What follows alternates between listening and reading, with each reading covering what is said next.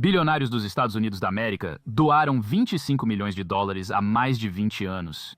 Na eleição de 2024, deram pelo menos 200 vezes mais, 3 bilhões de dólares. As elites econômicas antes sustentavam a economia, mas agora não são mais essenciais pela primeira vez na história. Jeff Bezos, mesmo já valendo bilhões, sua renda era tão baixa que ele tinha direito a crédito fiscal infantil. E havia 18 bilionários que se qualificaram para os fundos de estímulo da Covid. A otimização deles faz com que os outros tenham que carregar mais. Claro, quando você tem uma diferença entre os mais ricos e os mais pobres, tão grande quanto é hoje, isso só se resolve de algumas poucas maneiras. Normalmente, quando falamos sobre oligarcas, estamos falando sobre bilionários russos que assumiram indústrias na antiga União Soviética. Eles têm um exército de seguranças e um iate estilo vilão de James Bond com defesa antimísseis. Você já viu, né? Aquele lá provavelmente tem mais de um, mas tem tipo um sistema antiaéreo nele. Quero que possamos conversar sobre isso e explorar esses assuntos. Não é um item pronto para uso. Isso é um equipamento feito sob medida para causar dano. Você não diz, nem eu, mais ou menos.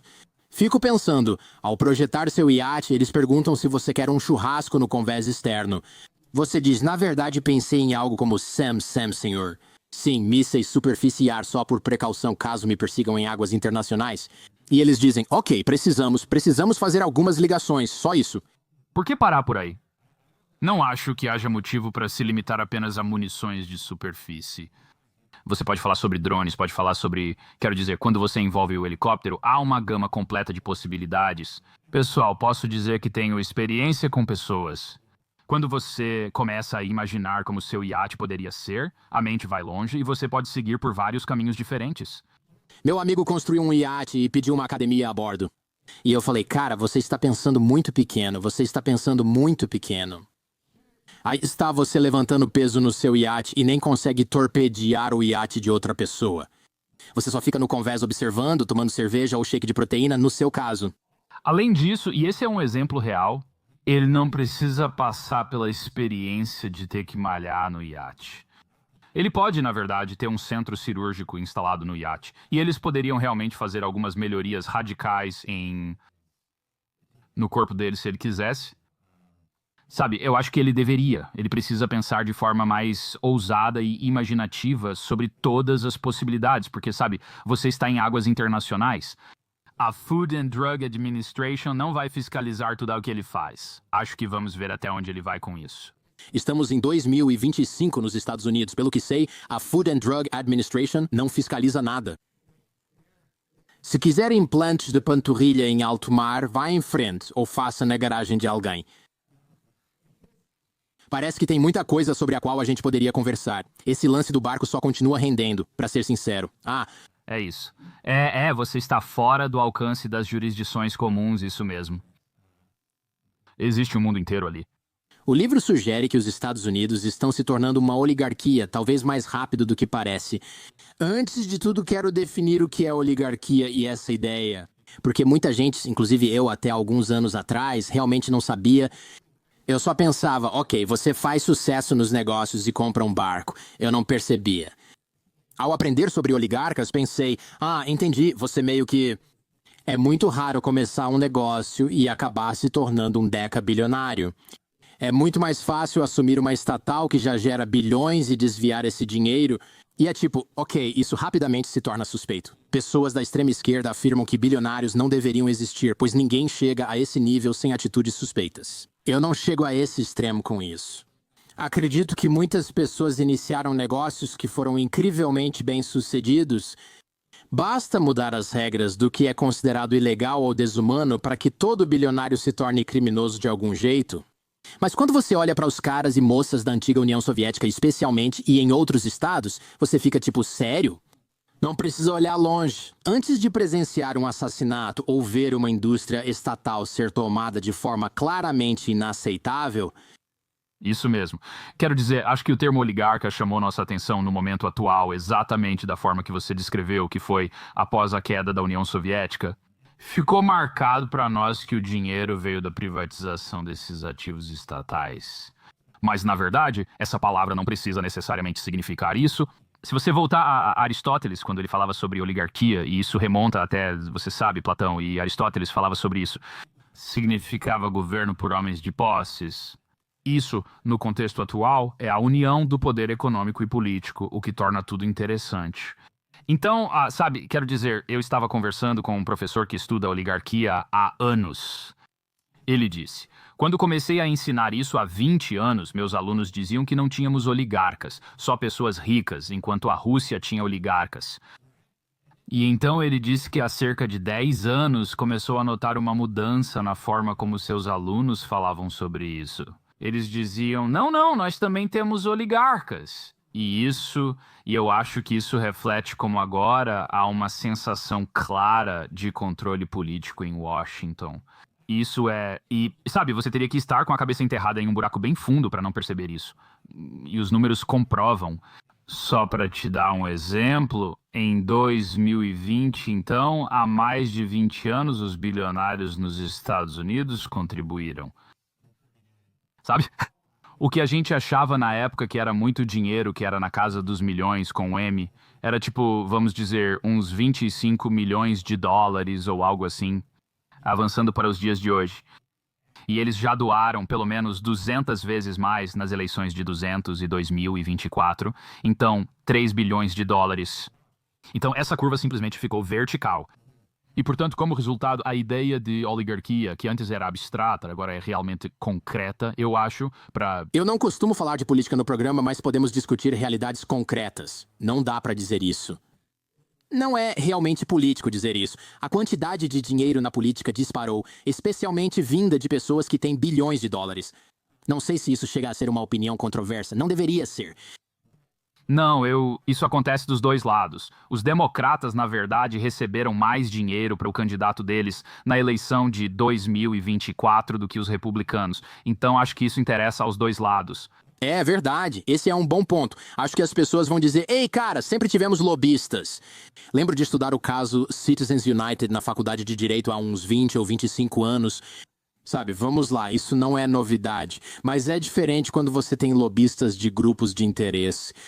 E talvez eu devesse colocar isso como uma pergunta. É diferente termos lobistas de grupos de interesse em comparação com lobistas que trabalham para uma pessoa específica? Comparado ao Elon Musk, na verdade dentro da Casa Branca ou agência do governo, arrancando cabos da parede, certo? Que tipo de coisa? Acho que não é a mesma coisa. É sim, você está absolutamente certo. Isso é uma mudança completa. Houve um período, e esse era muito o jeito de Washington por muito tempo. Se você fosse produtor de carne suína, pagaria sua contribuição à Associação dos Produtores, que contrataria lobistas. E os lobistas iam até os membros do Congresso e diziam que nada é mais importante do que permitir que porcos sejam criados e consumidos, certo? O sistema funcionava assim até uma grande mudança, não apenas a decisão Citizens United. Na verdade, houve alguns casos bem nessa mesma época, todos em 2010, 2011. E como resultado disso, significava que indivíduos agora podiam doar quantias ilimitadas. E o exemplo mais vívido, mais marcante disso é Elon Musk. Nunca tivemos um caso em nossa história em que alguém, como o homem mais rico do mundo, pudesse doar legalmente. Assim como ele, centenas de milhões foram usados para promover um candidato. Não estou fazendo uma descrição abstrata, ele mesmo disse isso na própria rede social. Quero dizer, esse é o novo aspecto disso. Antigamente havia magnatas dos jornais como William Randolph Hearst, que duelavam em suas páginas editoriais. Um cara gostava dos democratas, outro gostava dos Whigs, ou seja lá o que fosse. E aí a diferença era que agora você... Além disso, isso foi potencializado pelo poder dos efeitos algorítmicos. Porque não é só que você está colocando isso na sua página editorial. Você também está garantindo que isso alcance e chegue até as pessoas de todas as formas que conhecemos. Então, o efeito é ainda maior. Do jeito que eu penso, Jordan, é como se tivéssemos pegado um processo antigo de guerra democrática com D minúsculo, pessoas competindo com ideias diferentes, tentando atrair pessoas para o seu lado. E nós potencializamos isso com o poder do dinheiro e dos efeitos algorítmicos. Então, é meio que isso. Tudo está desse jeito acontecendo um pouco mais rápido do que a nossa psicologia e a nossa cultura e nossas instituições conseguem acompanhar.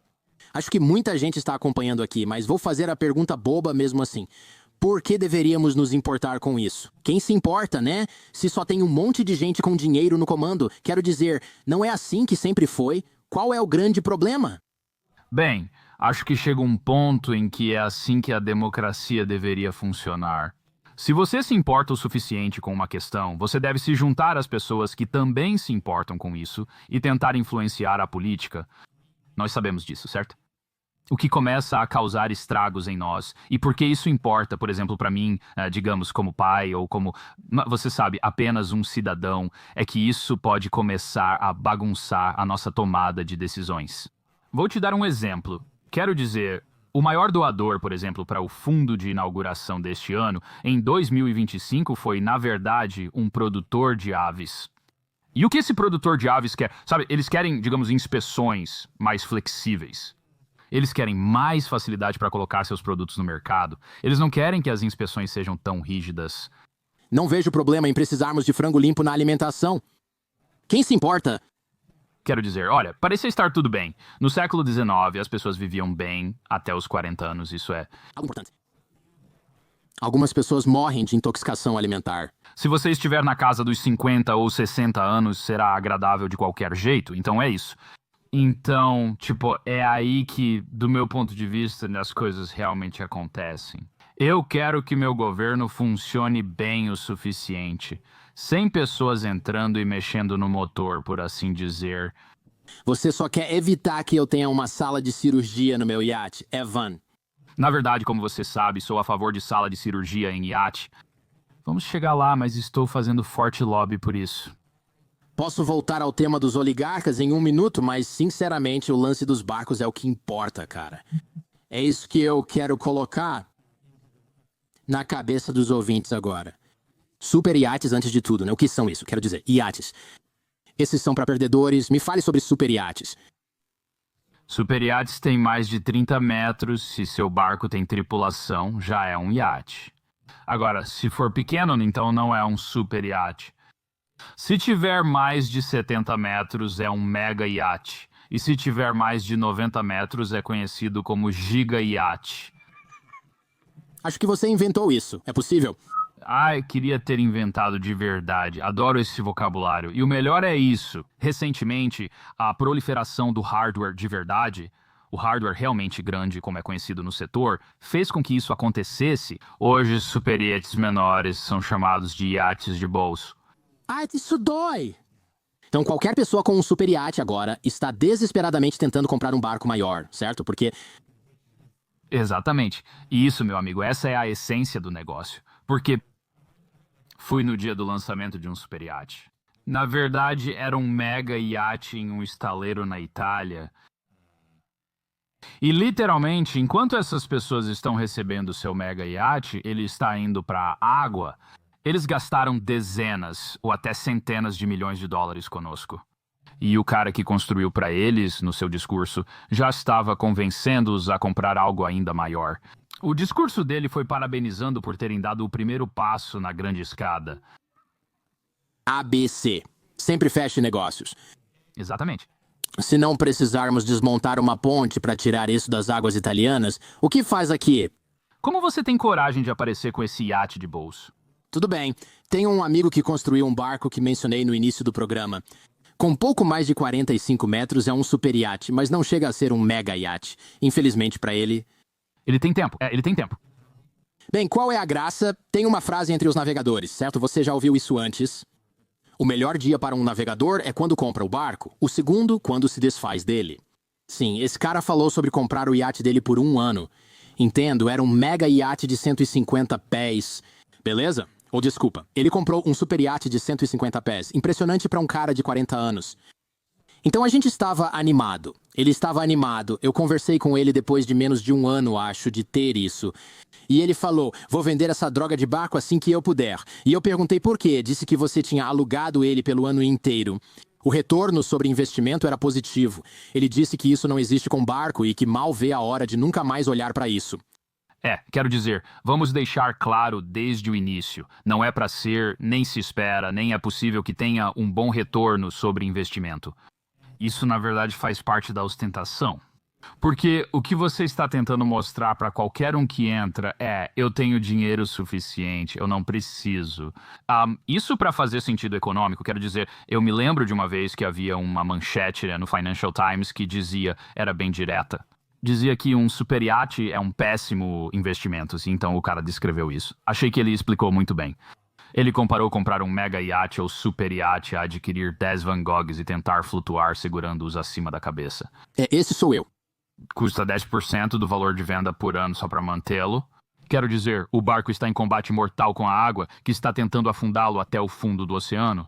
Não é um argumento contra ele, só peço que entre de olhos abertos. E os corretores quero dizer, os corretores não querem que pessoas comprem barcos se não podem pagar por eles. Então, eles são bem diretos quanto a isso. Por quê? É isso, não? Porque bagunça o mercado quando as pessoas precisam vender. É por isso? Sim, há pessoas suficientes que podem pagar por eles, então você só será uma dor de cabeça se for. Entendi. Você só está inflando a lista de espera para alguém que quer o barco e pode pagar por ele. Esse é o problema? Basicamente, sim. Quero dizer, eles só dizem, olha, já tem gente suficiente. Essas coisas são assim. Agora as listas de espera estão longas. Durante a Covid chegaram a 2 ou 3 anos. Eu me lembro de conversar com um proprietário que estava esperando para comprar um barco maior e ele disse, olha, eu não quero esperar. Eu estou na casa dos 70 anos. E ele disse, eu basicamente decidi, sabe quanto vale um ano da minha vida? Ele disse, vale 5 milhões. Sim, acho que um ano da minha vida vale isso. Então ele pagou 15 milhões para pular a lista de espera de 3 anos. E lá está ele. Isso aconteceu com meu amigo durante a Covid, como você disse.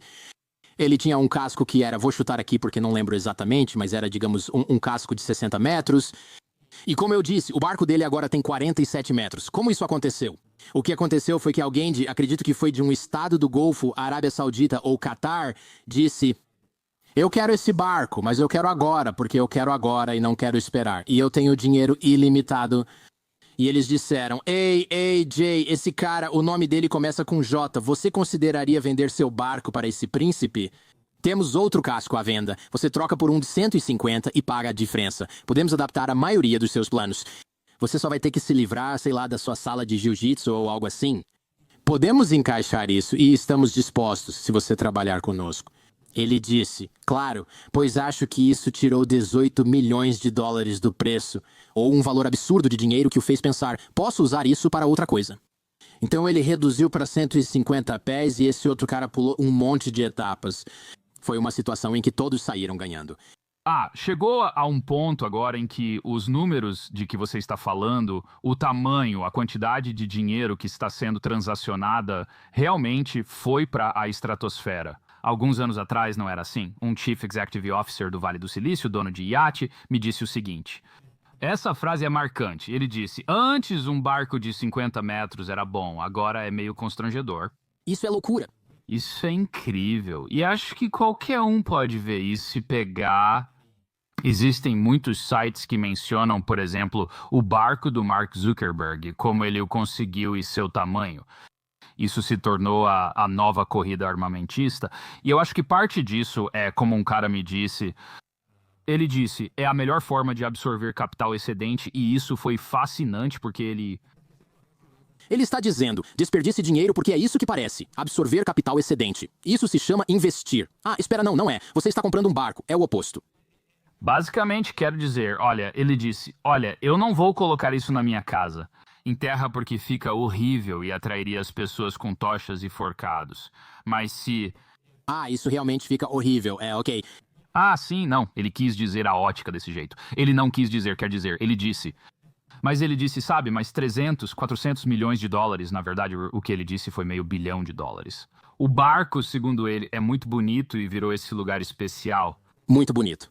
É um pouco como sua avó descreve seu novo suéter. Mas acabou se tornando isso e, sinceramente, foi por isso que escrevi um livro sobre o assunto. Porque isso se tornou a nova arena para ver como o poder é exibido e negociado. E os jogos que acontecem. O que achei interessante nisso é que era por que há tantos oligarcas russos que têm iates? Ainda assim? Primeiro, há muitos oligarcas russos. Segundo, eles aparecem muito nas notícias por causa da guerra na Ucrânia. Terceiro, e olha, me diga se eu não sou um cara de teoria da conspiração. Existe algo especial em poder movimentar centenas de milhões de dólares em propriedades pelo mundo, livremente, porque estão sob sanção em um regime autoritário. Se você constrói uma propriedade enorme e incrível, um palácio fora de Vladivostok ou Moscou, quando Putin morrer, ele é seu melhor amigo. Essa pode não ser sua casa em 5 ou 10 anos, mas esse iate você estaciona em Mônaco e está lá. É um péssimo investimento, mas é como um imóvel em Bitcoin, certo? Você pode movê-lo, pode ocultar quem é o dono, pode escondê-lo, pode emprestá-lo para outras pessoas por dinheiro. Você pode fazer várias coisas com isso, como guardar itens que ninguém deve encontrar. Serve para muita coisa. De 100% certo. Você está absolutamente certo. E cripto, de certa forma, é realmente isso. Essa é uma boa analogia, é como uma manifestação física de um banquete móvel. É isso. E, aliás, o seu ponto sobre poder colocar coisas nele está correto. Na Nova Zelândia, fazia reportagens para o livro e me encontrava com um gerente de patrimônio privado. Isso foi bem antes de eu me interessar por iates, quando escrevia sobre bunkers para o apocalipse. E ele disse, o que você realmente deveria estar escrevendo é sobre alguns barcos com os quais estou envolvido, que estão viajando pelo Pacífico Sul neste momento, que estão carregados de arte, carregados de mercadorias, carregados de joias, carregados de ouro, porque eles operam exatamente como você descreveu há pouco, Jordan, essencialmente em uma terra de ninguém, além do alcance de qualquer amigo autoritário que possa se tornar um inimigo de repente. Como eles são a escotilha de fuga. E muitos deles agora se tornaram Uma das verdadeiras vantagens é torná-los autossustentáveis. Então você os coloca lá, onde eles estão purificando sua própria água. Eles anunciam, quero dizer, e tudo isso é muito discreto, eles não anunciam publicamente, mas tudo está sendo feito onde eles dizem essa coisa. Pode ficar 3 meses no mar sem ir à terra. Nada mal, nada mal. Se você está vivendo sua vida em um tipo de mundo em que as pessoas parecem se jogar de janelas ou de telhados com uma frequência alarmante. Acho que a ideia de um lugar onde você pode ir, desligar o transponder e basicamente ficar invisível em alto mar é muito atraente. Falando em cripto, havia uma moeda chamada OneCoin que virou um grande esquema de pirâmide. Surpresa, surpresa, mas era comandado por uma mulher búlgara, se não me engano. E ela se tornou uma das fugitivas mais procuradas pela Interpol e pelo FBI, porque foi um sucesso absurdo. Ela faturou cerca de $1 bilhão com o esquema Ponzi, que foi amplamente divulgado. Não era para os caras das criptomoedas, e sim para pessoas de países em desenvolvimento ou outros que dificilmente vão progredir. Invista nisso, é o futuro. Dizem que ela ainda está viva e eles não conseguem encontrá-la. Há um boato confiável de que ela vive em um iate, em algum lugar nos Balcãs, no Mediterrâneo ou apenas circulando por aí. Pensei, quão caro isso deve ser? No fim, isso não importa, porque mesmo que você esteja gastando $50 mil por mês vivendo nesse iate, ainda é melhor do que ir para a prisão pelo resto da sua vida. Você roubou todo o dinheiro, então quem liga, né? Naquela época... Basicamente sou eu. É a Dark Web Física, agora que você falou assim. Quero dizer, é isso mesmo, é isso. Isso te dá mobilidade para operar com segurança essencialmente autônoma. E, ninguém pode te alcançar, quero dizer, é quase isso. Vamos ser honestos, há casos em que as pessoas fazem isso e nem entendo por que se dão ao trabalho. O melhor exemplo? Isso surgiu em documentos judiciais indicando que o príncipe herdeiro da Arábia Saudita comprava um barco. E uma das coisas que, segundo relatos, seus consultores fiscais o incentivaram a fazer foi tomar posse do barco em águas internacionais, para que houvesse alguns benefícios fiscais. Mas eu li isso e pensei comigo mesmo. Mas de quem ele está economizando impostos? Ele é o príncipe herdeiro. Sim, como assim? Então, em certo ponto, isso se torna reflexivo. Acho que agora, após descobrirmos esses caminhos e possibilidades, as pessoas mudaram. É como se, para alguns, parecesse quase uma negligência não aproveitar isso. Exatamente, voltando. Bem, você basicamente está economizando dinheiro de você mesmo. Mesmo pagando $10 milhões em impostos, por que se preocupar? Você tem $1 trilhão. Então... Isso é irrelevante.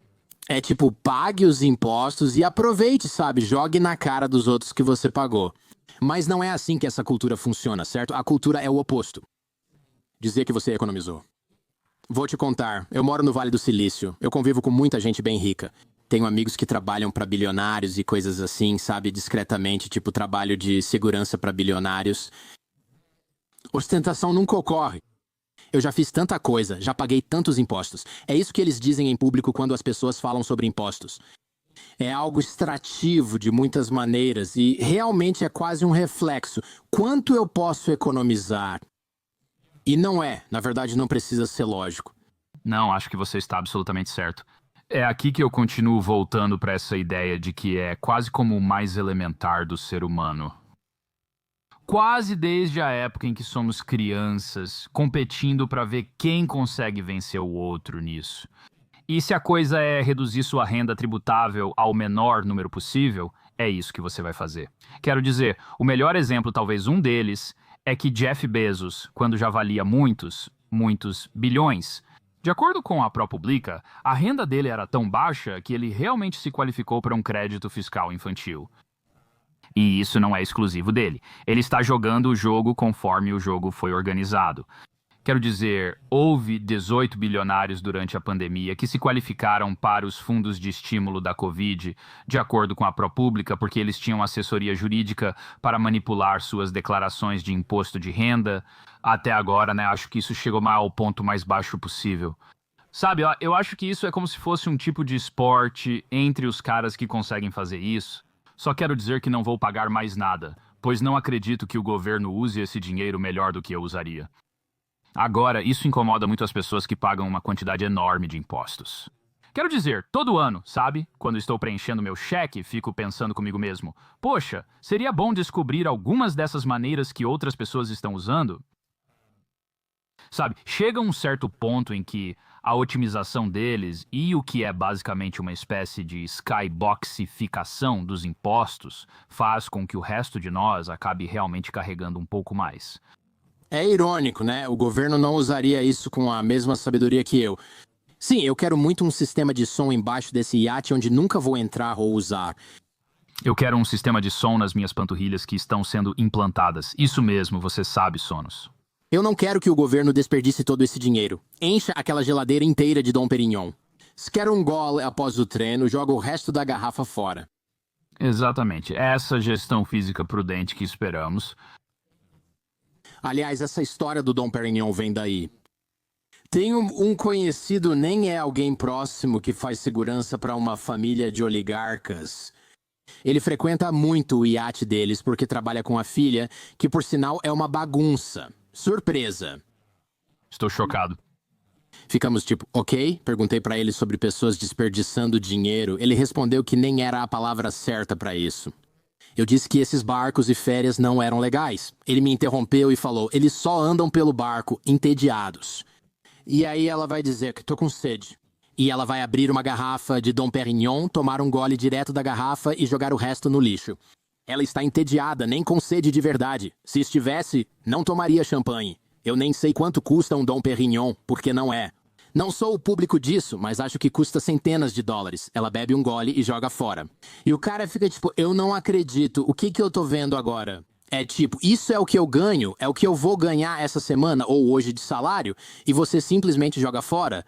E ela pega, eu nem consigo lembrar o que era. Ele me disse pra não contar mesmo, mas ela coleciona essas coisas que você não pode usar mais de uma de cada vez. Sabe, tipo bolsas, por exemplo, mas são coisas ainda mais bobas que isso. Tipo, acho que são estatuetas de algum tipo. E ela paga, tipo, 25 mil dólares por uma azul, mesmo já tendo uma rosa. E é tipo, e aí elas ficam na caixa e a caixa fica no canto. E ela só fala, eu tenho todas. É tão... Não é nem nojento. É só sem sentido. Isso já está enraizado. Quero dizer, isso está no cerne da percepção de Thorsten Veblen, que é realmente o pai do conceito de consumo conspícuo que surgiu na Era Dourada. Sabe? Ele foi quem cunhou o termo e o que ele percebeu foi isso, porque não era só tipo, as pessoas vão gastar dinheiro para se exibir umas para as outras. Sempre soubemos disso. O que ele percebeu foi que, para que isso tenha valor nessa escala de consumo conspícuo, precisa ser desnecessário. Esse é o grande insight. Na verdade, jogar fora o Dom Perignon depois de um gole não é um defeito. Do ponto de vista dela, isso é uma característica, né? Faz parte da satisfação que isso traz. E eu me lembro de ter essa experiência fascinante lendo sobre isso. O homem mais rico do mundo nos anos 1950 era um cara chamado John Paul Getty. Quero dizer, ele era um magnata do petróleo. E, sabe, ele basicamente cresceu com esse grande ressentimento porque o pai dele não achava que ele deveria herdar a empresa. E isso, como todo mundo sabe, todas essas histórias, quando você aprofunda, encontra algum momento em que o pai fez alguma coisa e aí problemas com o pai até o fim. Exatamente. E no caso dele, por décadas além disso, ele só ganhava e gastava de maneiras que nem ele mesmo conseguia explicar. Em certo momento, escreveu em seu diário ser o homem mais rico do mundo. Ele tinha, havia um... Se alguém conhece o nome João Paulo Getty, provavelmente é pela história maluca do sequestro do neto na Itália. E os sequestradores cortaram a orelha dele e enviaram pelo correio. E Getty não quis pagar o resgate porque era muito pão duro. Mas isso também não foi porque ele pensou que isso incentivaria o sequestro de familiares. Faz sentido. Imagine estar nessa situação e dizer, olha, é para o bem da família que não pago. É tipo, será que esse é mesmo o motivo? Ou você só é um pão duro filho da mãe que não ama os netos? Eu vou ficar com a segunda opção. Ele acabou pagando o máximo que podia sem impostos. E o resto foi estruturado como um empréstimo para o filho dele. Vou deixar para as pessoas decidirem quais eram as motivações dele. Mas ele escreveu uma vez no próprio diário. Eu nem sei por que continua acumulando tanto capital. E ele simplesmente concluiu para si mesmo. Acho que é por hábito. E eu acho que tem algo aí, esse nível de insaciabilidade que se tornou quase uma espécie de norma cultural. É como se a gente vivesse nisso e nem percebesse mais. Digo, eu sou muito consciente disso. Aquilo que chamam de esteira hedônica. A gente fala sobre isso o tempo todo no programa. Quer dizer, olha, teoricamente minha esposa pergunta, por que você não se aposenta? Parte disso é porque eu amo fazer isso. E eu ficaria sem propósito e mole. Eu ficaria entediado, muito entediado. Eu começaria outra coisa. Algo igualmente difícil e que consome tempo, mas que não dá dinheiro. Isso não faz muito sentido. Ou algo que eu gostasse menos. Mas vai até o fim. Meus pais trabalharam muito tempo. Meu pai, operário de fábrica de automóveis, pergunta, por que ainda estou trabalhando? Ele dizia, você não quer ir ao sítio, cortar a grama e voltar para casa, como faz todo fim de semana? Quero dizer, todos nós fazemos isso. Só que quando é um bilionário querendo mais 100 bilhões de alguma forma, isso parece muito mais nojento para as pessoas comuns. Acho que é isso mesmo. Se seu pai continuar trabalhando, isso dá a ele um propósito. Sabe, ele gosta de se sentir em forma quando sai de manhã e pensa, estou fazendo minha parte. É para isso que estou aqui. E o gramado não vai se cortar sozinho. Eu entendo tudo isso. Isso faz parte de como somos programados como criaturas, como espécie. O lugar onde tudo desanda é exatamente onde você começou a conversa hoje, que foi, o que isso significa? Quando temos algumas pessoas nesta sociedade que são capazes de realmente transformar a política de uma forma que então impacta todos nós. É aí que vai além de gostar, porque se quiserem, podem encher o centro cirúrgico de Dom Perignon e colocar implantes de panturrilha. Deus os abençoe, acho isso fantástico, seja o que for que queiram fazer. Mas quando isso começa a interferir no meu lance e, eu não quero toda essa salmonela extra na minha grelha, só porque alguém fez o que queria. Exatamente. Então, beleza. Esses barcos estão vendendo mais do que nunca. Tem vendas recordes, um acúmulo enorme de pedidos, imagino que a Covid acelerou isso. Você disse que a Covid acelerou a compra de barcos, provavelmente porque é possível manter o distanciamento social longe das pessoas. É uma câmara de isolamento perfeita para a Covid. Também serviu para esclarecer algumas pessoas que perceberam que talvez sejam mortais. Tenho dinheiro e sinto que poderei prolongar minha vida por muitos anos extras. Mas um vírus pode surgir e destruir tudo, então rolou aquele momento de você só vive uma vez. Pessoas que, como dizem os corretores, estavam em cima do muro tentando decidir o que fazer. Resumindo, de repente todos aderiram, causando um grande aumento nas compras. Há uma geração, existiam cerca de 10 desses gigaiates. Hoje são muitos mais. Estamos chegando perto de 200 e ainda existem 5.000 superiates e mega iates. Uau, você pode nos dar um exemplo de como algumas dessas coisas são absurdas? Mencionamos um sistema de defesa antimísseis que suponham estar no iate de um oligarca russo, talvez por algum motivo, não sei. também existe uma versão disso. Não são exatamente munições, mas há vários barcos que têm um sistema repelente de paparazzi que basicamente projeta luzes. Ele consegue detectar pessoas que estão se aproximando do barco e basicamente as afasta com luzes muito desagradáveis, com luzes realmente incômodas. Então isso meio que impede que eles consigam tirar uma foto. Mas eu acho que, sabe, uma parte desse verdadeiro avanço de gastar esse dinheiro é simplesmente entretenimento. Tipo, agora você pode colocar um cinema IMAX no seu barco, que é, sabe, uma maneira legal de assistir a um filme. Ou uma das coisas é ter um heliponto equipado para uma aeronave grande o suficiente. Assim, você pode voar para um país que normalmente não permite que você use seu helicóptero em certas regiões. As pessoas costumam dizer, eu quero esquiar.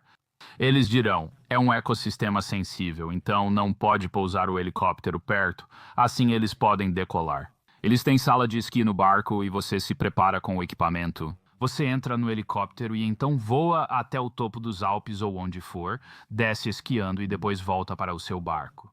Esta é uma das formas que as pessoas usam para isso. A outra grande coisa, o outro tipo de acessório de escolha, Jordan, é um barco para o seu barco. Você precisa ter um barco para o seu barco. Quero dizer, ele não vai sair sozinho por aí, entende? Tipo, solitário. De quem eu ouvi falar? Isso não é do seu livro, isso foi de alguém. Esse é um exemplo da vida real de alguém? Sim, eu tenho um amigo que faz isso. Ele era o gerente de atividades. Acho que era para alguns iates, geralmente russos, mas um deles era de um dos stands, certo? Um daqueles tipo... Grandes iateiros, porque eles adoram isso. Sim, era um daqueles caras tipo nominalmente islâmico, mas era assim, só sou islâmico quando minha esposa e família estão prestando atenção. Então ele tinha 2 iates que deveriam ser mais ou menos idênticos, e um deles estava com a esposa, a filha, o filho e tal. E eles estavam, sabe, vestidos como se vestiriam quando estavam em casa. E eles tinham sua comida e filmes cuidadosamente selecionados e tudo era halal, ou seja lá o que for.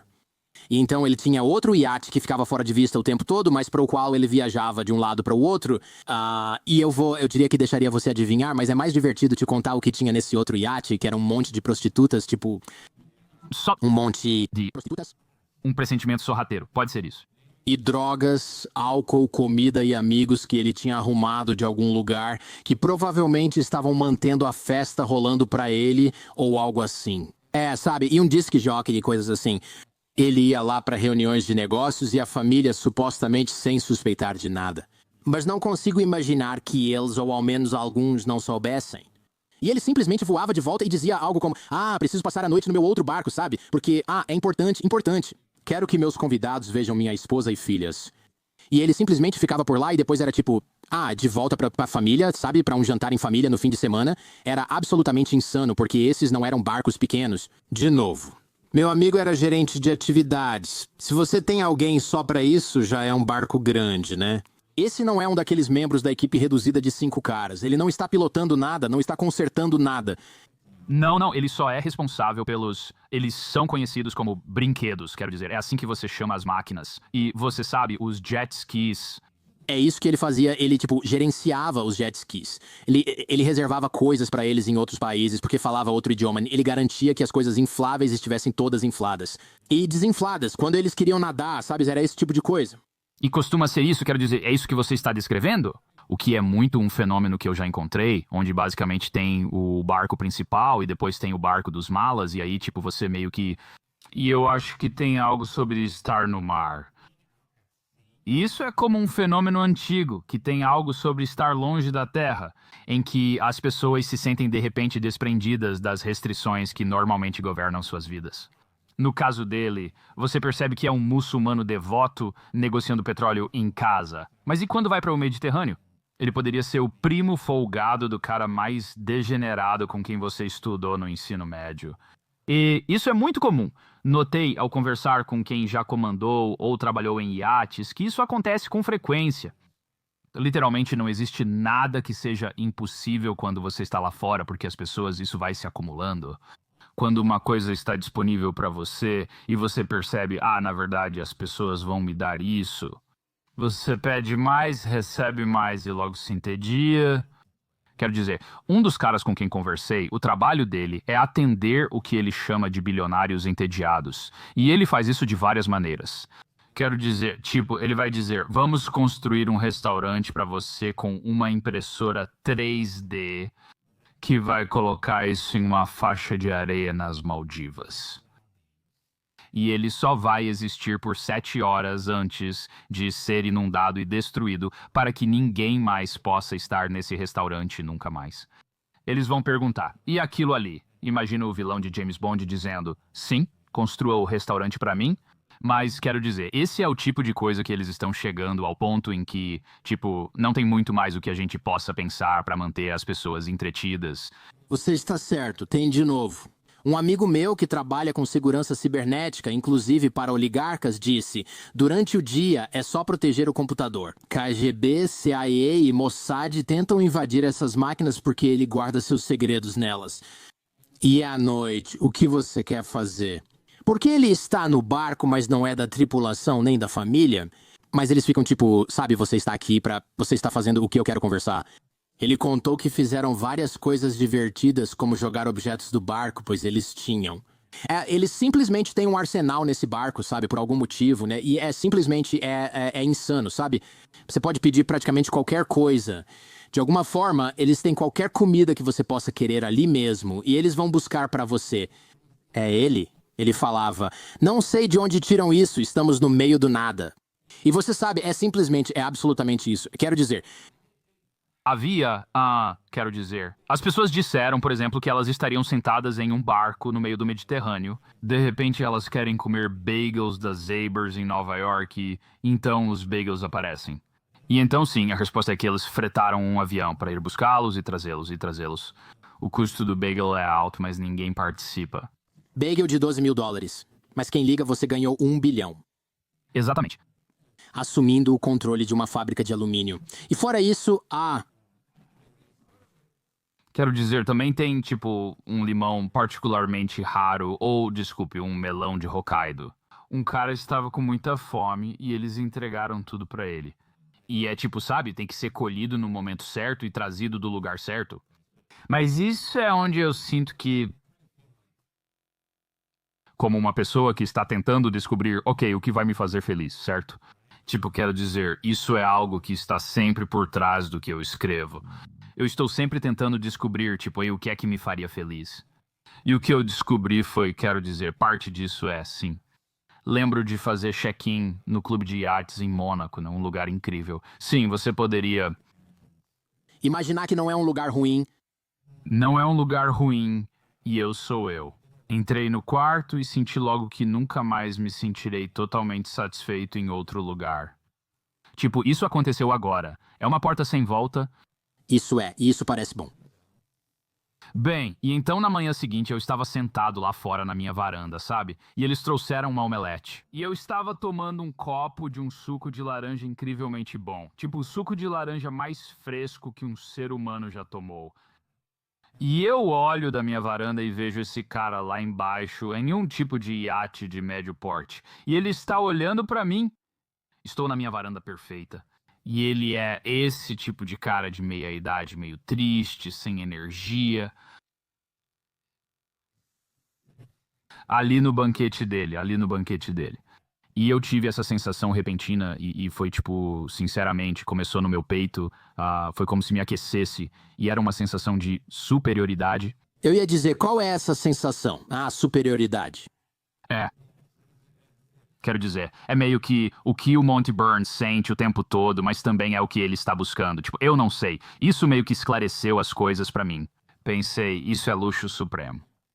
Não, você está certo. Quero dizer, eu também imagino que pessoas poderosas e famosas podem. Na verdade, é um dos poucos lugares onde eles relaxam. Porque se você é a Taylor Swift, você tem um exército de seguranças e funcionários ao seu redor o tempo todo.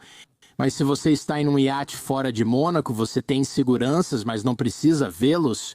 Pela primeira vez em muito tempo, você não precisa. Eles não precisam inspecionar o local de novo, certo? Está feito, está resolvido, ninguém novo está entrando, ninguém está saindo, não há nada perigoso que eles não tenham encontrado. Você está lá, ninguém pode tirar fotos suas, assim pode usar maiô ou o que quiser e deitar no convés. E você finalmente está seguro e com privacidade. Pela primeira vez em talvez 1 ou 2 anos. Isso é verdade, está correto, e acho que a segurança deles não está com eles, algo para quem não vive essa situação. É difícil imaginar tamanha mudança onde você realmente relaxa. Esse é o fator chave. Jordan, é que as outras pessoas com quem você está também estão na mesma situação. De repente, você reúne 4 ou 5 das pessoas mais poderosas do mundo, que de repente se reúnem à mesa do almoço. E de repente eles estão meio que com a guarda baixa de um jeito que quase nunca acontece. E então eles começam a conversar de forma mais honesta e mais franca uns com os outros. E isso então gera esse efeito de união que cria esse sentimento, e todos nós conhecemos essa sensação. Quando viaja com alguém, mesmo após 5 anos, ao ver essa pessoa, sente aquele reconhecimento. É aquele cara. A gente viveu algo especial naquela viagem. E é verdade, se você é Bruce Springsteen ou Barack Obama, é um fato e é isso. Eu conversei com pessoas que estiveram literalmente nesses tipos de ambientes e elas dizem que isso fica por anos. Ver esse mestre do universo se atrapalhando ao tentar subir numa prancha de stand-up paddle significa que ele vai me tratar diferente das outras pessoas. É, exatamente. É tipo, quer dizer, um dos motivos de eu conhecer esse cara que tem o iate, eu nem deveria admitir isso. Enfim, eu encontrei com ele da última vez que o vi pessoalmente, eu esbarrei com ele. Isso faz anos, eu era outra pessoa, eu era solteiro naquela época. Encontrei com ele na fila do banheiro de um clube de strip em Vegas, às 4 da manhã. Você só estava fazendo uma pesquisa. Fazendo uma matéria ou algo assim, de qualquer forma. E eu estava atrasado para a igreja, ou adiantado para a igreja. Adiantado, eram 4 da manhã, você estava muito... Adiantado e tal. Então, sempre que eu falo com ele, ele diz, ei cara, você já voltou lá? E eu respondo, não, mas eu sei que você já foi. Ele fala, ah cara, toda hora, toda vez que vou ao banheiro, eu lembro daquela vez. Eu te encontrei na fila e fiquei tipo, isso é muito engraçado, então, mas isso é. Acho que essa é uma versão mais elegante, é a sua versão disso, né? Você está dentro. Acho que foi o David Geffen, sobre quem você escreveu, que teve o Obama, a Oprah e o Tom Hanks no iate. É tipo, você vai ter essa ligação retornada. Seu sobrinho burro, que não sabe somar nem subtrair, vai conseguir um estágio na Harpo Productions ou sei lá onde, porque a Oprah é praticamente sua tia agora. E É exatamente isso. Isso vai ao ponto que você citou sobre o retorno sobre investimento, porque, na verdade, existe um retorno sobre investimento aí no sentido de que, ok, o barco em si está se desvalorizando instantaneamente e está tentando afundar até o fundo do mar. No entanto, quando você recebe seu convidado, de repente você sabe que tem tratado bem ele por uma semana, tem tratado bem os filhos dele por uma semana. Eles ainda vão retornar à ligação e dar o estágio para seu sobrinho folgado e sem futuro. Mas você está em uma categoria mental diferente. Quero dizer, eu tive uma conversa fascinante com um cara que eu conheço, que anda muito em iates grandes, e um dos donos de um dos iates mais cobiçados do mundo disse para ele de forma bem direta. Ele disse, olha, esses caras se saíram bem, ele disse. Você e eu vamos de jatinho particular, ambos temos chefes, ambos temos arte. Então, a única maneira de eu sinalizar pro mundo que estou em uma categoria diferente da sua é o barco. Pensei, então ele fala isso pra você enquanto vocês estão juntos na sala de estar. E tipo, ele está falando como é, ele não está escondendo, ele não está medindo palavras. Mas foi meio que um lembrete de que, tipo, não se esqueça de quem é o dono aqui. nossa, isso é bem transacional. Olha, você está em um barco, faz insider trading e fecha negócio de poço de petróleo? A coisa já se pagou sozinha, potencialmente nesse ponto, sei lá. Tem um pouco disso. Porque parte disso é que se você for convidado, e isso é, sabe, para os ouvintes que, quando recebem o convite, pensam, ok, o que eu devo fazer? Não importa o que você veste, mas sim o que você sabe. E se você trabalha em Hollywood, é melhor chegar com uma boa história ou 2 sobre algum, sabe, superstar. Aqui uma foto do Léo DiCaprio cheirando uma carreira nas partes íntimas de alguém. Isso deve te ajudar a entrar, acho. Mas tem isso. E se você trabalha em Wall Street, é melhor ter, digamos, informações úteis. É por isso que você foi convidado. Tudo é uma troca, como este podcast Giga Yacht. Evan, você está convidado, mas não venha de mãos vazias. Como você pode ver, eu cobrei um preço bem alto. Sou um péssimo negociador. Acho que estou aqui por exatamente zero. É assim que funciona. Jordan. Certo. Não me interesso pelo dinheiro. O iate me fascina porque é uma visita. Como você falou, é muito visível para o público certo, mas invisível para os demais, certo? É invisível ao fiscal de impostos fora do país em que está. É invisível para quem nem consegue se aproximar da marina, onde às vezes você deixa sua embarcação, certo? E aliás, essas coisas devem poluir pra caramba. Você tem algum dado sobre isso? Sim, elas equivalem a cerca de 1.500 veículos. Um iate é igual a 1.500 carros com os motores ligados o tempo todo. Nossa, Meu Deus, então isso é como o trânsito de pico na I-75 e você só está indo almoçar ou algo assim? e isso é meio constrangedor para alguns desses caras que também são, tipo, grandes filantropos do clima. Então tem um pouco, na verdade tem muita compensação que eles estão fazendo. Muita compensação. Tem que comprar esses créditos de carbono, são muitos. Agora, até iates movidos a energia solar existem, não sei se você já viu. Sim, o hidrogênio é a próxima grande fronteira. Se eles conseguirem um iate movido a hidrogênio, isso vai ajudar na reputação da indústria. Porque agora essas coisas são como seimar filhotes de foca o dia inteiro. Ouvi dizer que a colocação dos iates na marina é um jogo político, né? Você sempre quer o melhor lugar? Já ouvi isso até entre os menores. É tipo, a gente quer os barcos grandes que ficam mais perto da frente pra todo mundo ver e eles serem bem bonitos. Mas eles também têm um papel de proteger os outros barcos de olhares curiosos. Os barcos grandes ficam na frente, mas os mais bonitos ou maiores ficam nas laterais por serem mais privados. E as pessoas pagam mais pra entrar nesses, pra conseguir essas viagens. É tipo uma grande competição de status. Quero dizer, no livro, eu tive uma conversa bem fascinante com uma mulher que é responsável por tomar essas decisões em Mônaco. Algumas pessoas simplesmente não estão acostumadas a ouvir, não. Que chegam e dizem, eu preciso que meu iate seja visto de lado. Não quero que vejam ele só alinhado, como ponta de lápis. Isso é constrangedor e ridículo. Quero que vejam ele inteiro. Estamos enrolando. O principal é que esses barcos se definem, no fim, pelo comprimento. E se um cara vai, sabe, gastar a fortuna dele nisso, ele quer que todo mundo veja esse iate gigante. Então, Isso é, incrivelmente, é realmente. Vamos chamar as coisas pelo nome. Isso é como um pau que você compra. ele foi transformado em aço. Sim, é exatamente isso.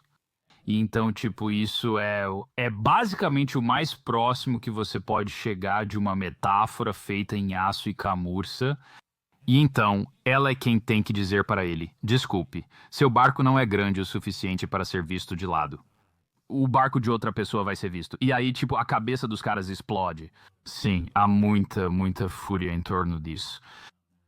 E eu retorno no final, depois de muito tempo trabalhando e escrevendo este livro, refletindo sobre tudo isso. Me importo com isso porque nos mostra como somos programados como espécie, o que considero interessante para todos nós. Sabe, isso não é tão diferente de quando éramos dois homens das cavernas competindo para ver quem tinha um pedaço maior de pedra nas mãos. E nós só fomos aumentando e aumentando, né? Até chegarmos ao ponto em que agora estamos competindo para ver quem tem o maior centro cirúrgico. No barco do barco dele. Você falou em aço e couro, mas esse não é o único tipo de couro. Quero dizer, não é só couro de gato que eles têm no barco. Você mencionou enguia. E qual era o outro mesmo? Achei que prepúcio de baleia fosse piada, mas existe mesmo. Isso é couro genuíno. Você já sentiu isso? Estou curioso sobre a sensação do prepúcio de baleia. Eu já quis. É um detalhe absolutamente inesquecível. Foi usado para estofar os bancos do bar no barco que pertencia a Aristóteles Onassis. Então esse é o marido da Jackie O, certo? E ele era um grande magnata grego do transporte marítimo, e ele usava prepúcios de baleia como material de estofamento. Eu só estava pensando, não sei, mas eu sei se... Eles conseguiram. Sim, tenho muitas perguntas sobre isso. Se você olhar... Pro whale eu estou tão confuso agora. Sim, isso já aconteceu comigo algumas vezes e tenho pensado nisso. Na comunidade das baleias, aposto que isso divide muito. Eles devem pensar, isso é tão frustrante que isso ainda seja um estofamento. É isso, nem sei onde está meu prepúcio. Espero que sirva de estofamento, mas duvido. Seria ótimo se estivesse em uso em alguma produção náutica. Sim, pelo que sei, só jogaram fora. Que desperdício. Sei, eles não tinham visão, eles precisavam de visão. É isso mesmo. É isso mesmo, cara. Já vi esses sites de rastreamento de iates que são tipo coisa de paparazzi. É como quem rastreia aviões particulares, né? Esse prefixo ou número da cauda foi visto aqui. Eles fazem isso com barcos. E qual é o outro? Marine Traffic. Era um aplicativo que eu costumava olhar e eu ia lá. Quero ver os barcos próximos à costa da Califórnia. Via vários navios petroleiros e de carga, filtrava e via algum grande. Eu pensava, quem é o dono disso? Tinha um site dizendo que o dono era uma empresa de fachada. Achamos que provavelmente é esse cara, mas não temos certeza. Não dá pra ter certeza absoluta. E eu achei isso muito interessante. E às vezes você olha, e aí descobre tipo, a gente perdeu o controle disso. Quando saiu das águas dos Estados Unidos da América, por quê? Porque desligaram o transponder. Eles evitam isso nas águas dos Estados Unidos da América para não serem apreendidos pela guarda costeira. Assim que saem, pensam, não precisamos mais de vocês vigiando, sabendo para onde vamos, para Vladivostok ou outro lugar. Exatamente, quero dizer, logo depois da guerra na Ucrânia, quando os Estados Unidos da América começaram a apreender iates, de repente vários pontos nessas telas simplesmente sumiram, porque esses barcos não queriam ser vistos. E alguns deles reapareceram depois, sabe, do outro lado do mundo ou em algum riacho nos Emirados. Chegou ao ponto em que começaram a ser detectados de novo, só que por satélite. Existem sites como Super Yacht Fun que trazem informações sobre a propriedade. Mas sempre tem um momento engraçado em que você está tentando descobrir, certo, quem é o dono disso? E se você começa a investigar as empresas de fachada, de repente você fica tipo, uau! Isso pertence a um professor de educação física de 22 anos que mora em Vladivostok. Esse professor de educação física é realmente bem sucedido. Aí você entende, é porque o tio dela é chefe da KGB? E tem muito disso por aí. É só... Histórias inspiradoras de professores de educação física. A guerra na Ucrânia deve ter sido gasolina no fogo. Porque assim que isso aconteceu, eu imagino que os oligarcas que não tinham iates ficaram tipo... Preciso achar uma forma de tirar bilhões de dólares daqui e escondê-los. E não apenas colocá-los em um banco dos Estados Unidos da América, ou em um banco australiano, ou em um banco do Reino Unido, porque não é seguro lá. Acho que isso também aumentou os preços dos iates. Sim, fez. Também teve, mas também teve um monte de gente surtando porque, de repente, estavam tendo seus iates apreendidos. Eles consertavam na Alemanha, que então dizia, agora isso é nosso. E aí o mercado de iates simplesmente disparou, foi lá pra cima. E depois ficou meio louco por um tempo. Porque você tinha esses oligarcas russos tentando se livrar dos iates, alguns deles tentando conseguir iates. Tudo isso, é claro, está fazendo dinheiro para as pessoas que compram e vendem esses iates. Ouvi que precisamos pagar pela manutenção dos iates apreendidos. Se apreendermos um mega iate de 600 pés ou um giga iate de um oligarca russo, precisamos pagar cerca de $50 mil por semana para mantê-lo flutuando. E é isso mesmo, se quero dizer, eu não entendo muito bem qual é o objetivo disso, porque, bom, a gente vai acabar vendendo aquilo e recuperando o dinheiro, ou o quê? Quero dizer, qual é o plano? Sim, só recentemente eles tiveram o primeiro caso de teste onde pegaram um iate que tinha sido apreendido pelo governo dos Estados Unidos da América e que acabou sendo finalmente vendido depois que os Estados Unidos da América mantiveram ele flutuando ao custo de milhões de dólares por ano. E, sabe, parte do propósito naquela situação era que era para ser assim. Na China, dizem matar uma galinha para assustar os macacos, ou seja, usam um iate como grande exemplo. Esperam que os outros oligarcas se voltem contra Vladimir Putin, mas não foi bem o que ocorreu. Só atracam em Dubai em vez da Itália, Estados Unidos da América ou outro lugar. Quero dizer, acho isso... Que esse instinto de confiscar coisas foi, na verdade, uma abordagem bastante interessante de diplomacia coercitiva. Nunca tinha sido feito em grande escala. Eles disseram, vamos tentar. Havia uma força-tarefa chamada Kleptocapture que saiu confiscando todo tipo de coisa. Barcos e apartamentos, e coisas que tinham sido claramente compradas com fundos ilícitos ou que tinham sido compradas por pessoas do círculo do Putin. Mas foi muito uma espécie de improvisação por parte do governo dos Estados Unidos. Eu conversei com pessoas envolvidas na formulação dessa política que disseram, isso foi literalmente só uma ideia que tivemos e dissemos, vamos tentar apreender alguns barcos e ver no que dá. Não foi tão bem sucedido, não foi super bem sucedido. Acontece que é super complicado porque as pessoas de quem você está aprendendo têm um monte de advogados que são pagos quanto mais tempo e mais agressivamente eles contestam essas apreensões.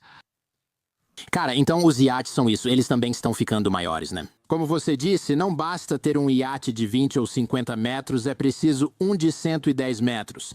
Quem você chama para projetar? Tipo, se eu quiser comprar um iate, o que nunca vai acontecer? Mesmo que eu tivesse o dinheiro, o que você faz? Como projeta isso?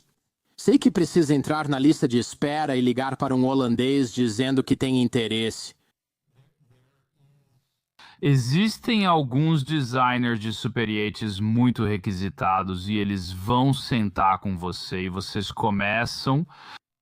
Muitas vezes as pessoas começam pensando: quero gastar 200 milhões de dólares nesse barco. Ninguém termina o processo. É como uma reforma, você gasta o dobro e as pessoas ficam obcecadas. Conversei com pessoas desses projetos e isso domina a vida delas, pois se envolvem em cada detalhe. E há muito sigilo em torno disso. Porque, por exemplo, dentro das empresas que estão construindo esses iates, eles nunca querem que nada vaze. A credibilidade deles depende de para quem constroem. Por isso, usam nomes de código internamente. Recentemente, mesmo após o lançamento do livro, soube de algo inacreditável. Um cara que eu conheço, que está construindo um iate extremamente grande, foi informado que se quisesse conhecer outra pessoa que também tinha adquirido um recentemente com o mesmo construtor, eles não saberiam o nome um do outro, seriam apenas Casco 1 e Casco 2. Eles foram colocados em contato e ele recebeu uma localização de sistema de posicionamento global para encontrar o outro cara. Eles podiam só ter algo, mas nem sei o que estavam tentando achar lá. Mas, tipo, só para reconhecer o fato de que eles faziam parte dessa comunidade extremamente pequena de pessoas no mundo que tem essas coisas. Então, é muito. Isso existe nesse âmbito onde deveria ser completamente invisível para o mundo exterior. Como você disse, é isso.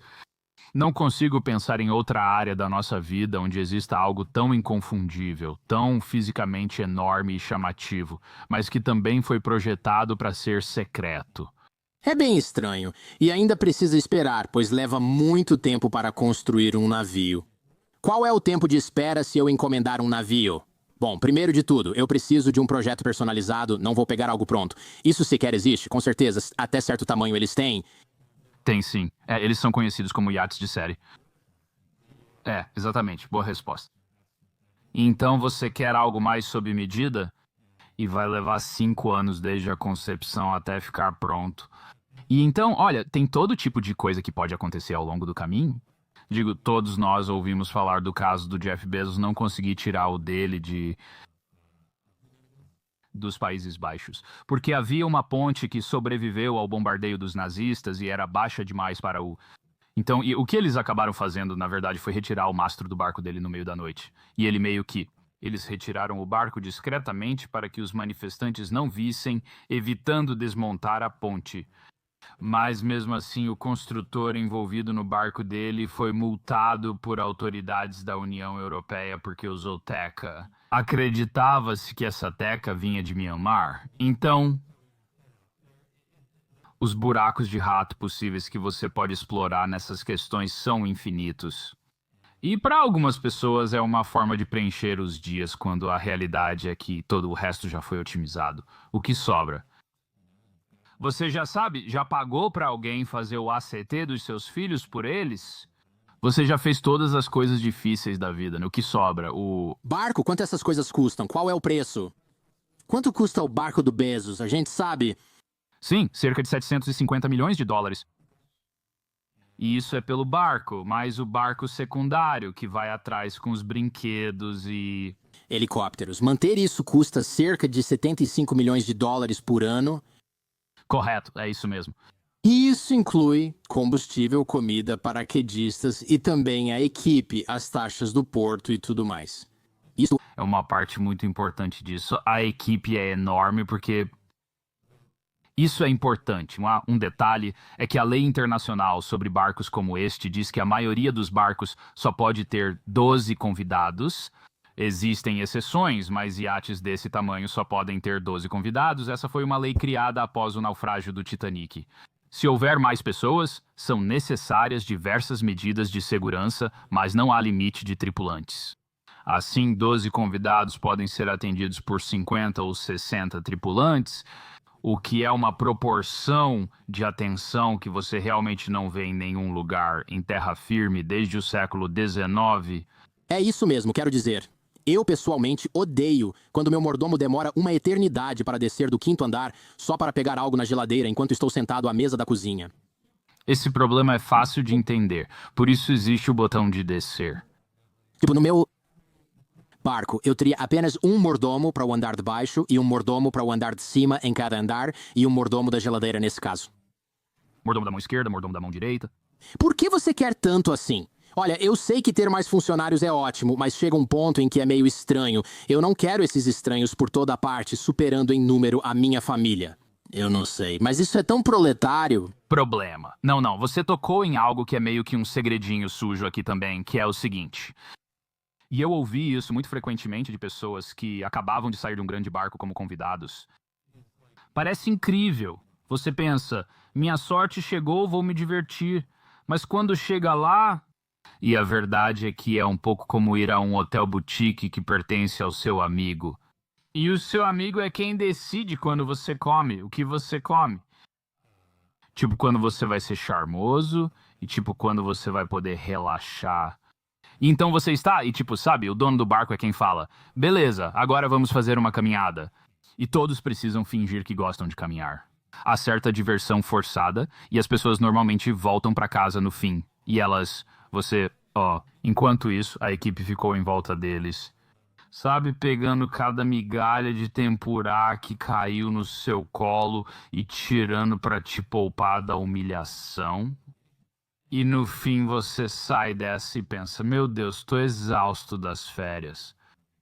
Preciso de férias dessas férias. O que essas pessoas que suportam tudo isso ganham? Quantos estivadores ganhavam? Meu amigo que fazia as atividades? Quero dizer, esse era um bom trabalho. Era um trabalho decente.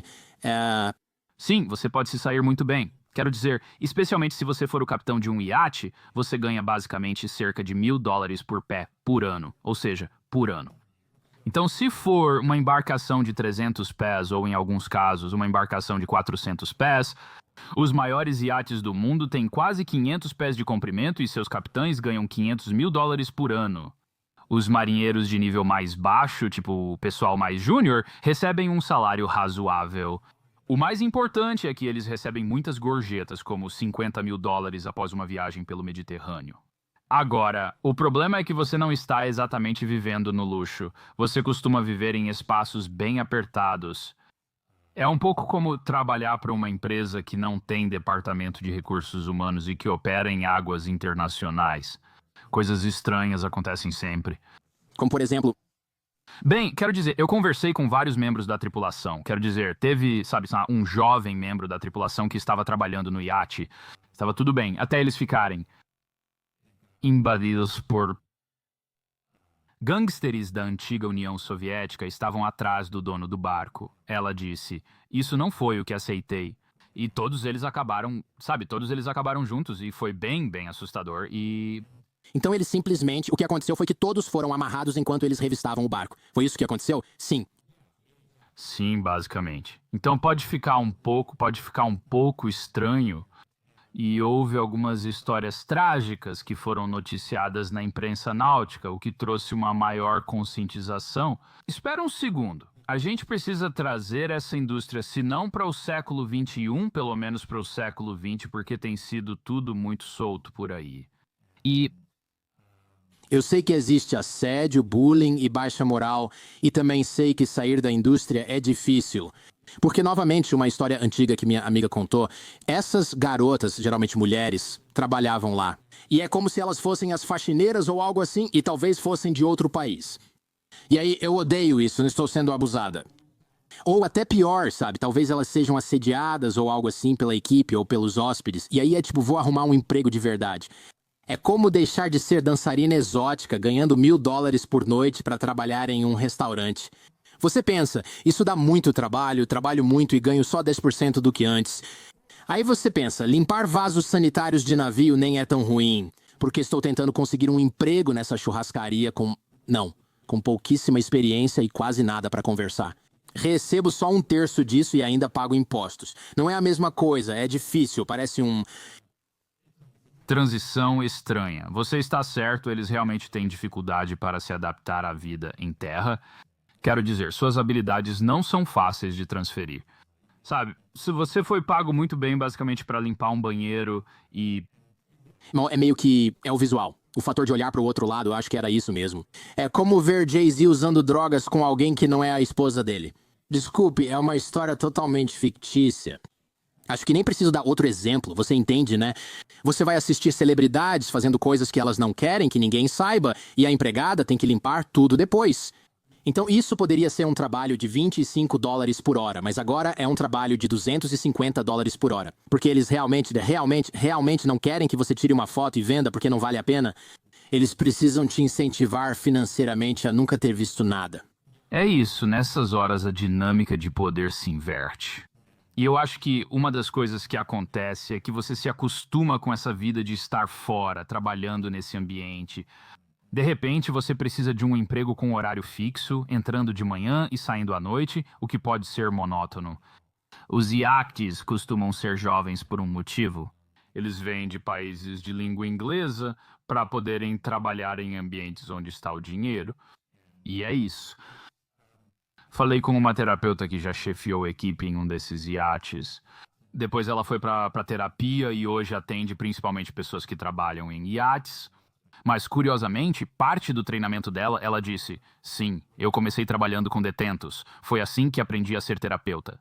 E eu descobri que há muitos problemas muito parecidos, semelhantes, porque você está trabalhando em um ambiente onde sua rotina é muito rígida, seu local é fixo, você está confinado e, de repente, está tentando descobrir como voltar, como se reintegrar à sociedade. Segundo ela, por mais estranho que pareça, há um DNA compartilhado. Isso é interessante, isso é fascinante. Eu sei que estamos ficando sem tempo.